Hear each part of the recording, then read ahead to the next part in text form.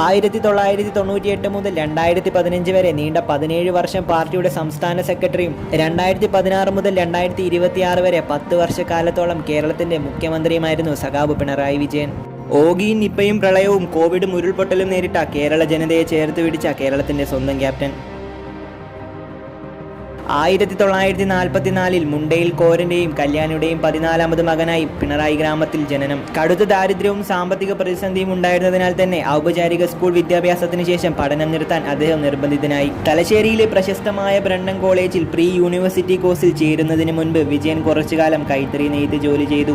തുടർന്ന് ഇതേ കോളേജിൽ നിന്ന് സാമ്പത്തിക ശാസ്ത്രത്തിൽ BA ബിരുദം നേടി. ഇക്കാലം അത്രയും അദ്ദേഹം വിദ്യാർത്ഥി രാഷ്ട്രീയത്തിൽ സജീവമായിരുന്നു. പിന്നീട് student federation of India SFI ആയി മാറിയ കേരള സ്റ്റുഡൻറ് ഫെഡറേഷൻ KSFന്റെ അംഗമായിട്ടാണ് അദ്ദേഹം തൻ്റെ രാഷ്ട്രീയ ജീവിതം ആരംഭിച്ചത്. മേഖലയിലെ പ്രമുഖ വിദ്യാർത്ഥി രാഷ്ട്രീയക്കാരിൽ ഒരാളായ സഖാവ് പിണറായി KSFന്റെ പ്രസിഡന്റായും സെക്രട്ടറിയായും സേവനമനുഷ്ഠിച്ചു. 24ാം വയസ്സിൽ തന്നെ കമ്മ്യൂണിസ്റ്റ് പാർട്ടി ഓഫ് ഇന്ത്യയുടെ കണ്ണൂർ ജില്ലാ കമ്മിറ്റി അംഗമായും 28ാം വയസ്സിൽ ജില്ലാ സെക്രട്ടേറിയറ്റ് അംഗമായും തിരഞ്ഞെടുക്കപ്പെട്ട അദ്ദേഹം ഭാവിയിൽ പാർട്ടി അണികളിലും ജനങ്ങളുടെ മനസ്സിലും വളരെ പെട്ടെന്ന് തന്നെ ഉയർന്നു വന്നു.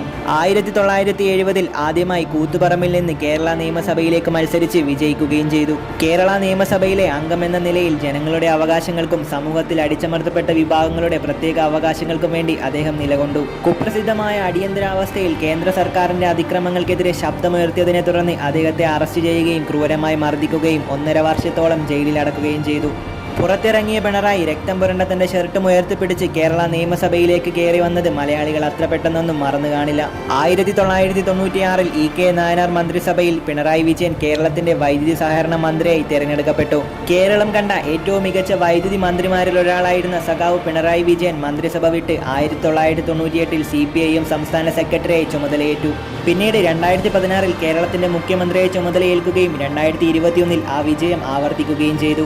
ഇന്ന് 2026 തുടർച്ചയായ 10 വർഷങ്ങൾക്കിപ്പുറം സഖാവ് പിണറായി വിജയൻ മുഖ്യമന്ത്രി സ്ഥാനം ഒഴിയുന്ന സമയത്തും ഒരു അഴിമതി ആരോപണം പോലും അദ്ദേഹത്തിനെതിരെ തെളിയിക്കാൻ പറ്റിയിട്ടില്ല എന്നതും പിണറായി എന്ന നേതാവിന്റെ മഹത്വം എത്രത്തോളമാണെന്ന് ചൂണ്ടിക്കാണിക്കുന്നു. ഈ നൂറ്റാണ്ടിലെ തന്നെ ഏറ്റവും വലിയ മഹാദുരന്തങ്ങൾ ഓരോന്നായി വന്നിട്ടും ഈ നാടിനെയും ജനങ്ങളെയും ചേർത്ത് നിർത്തിയതിന് പ്രിയ സഖാവ് പിണറായി വിജയന് നന്ദി.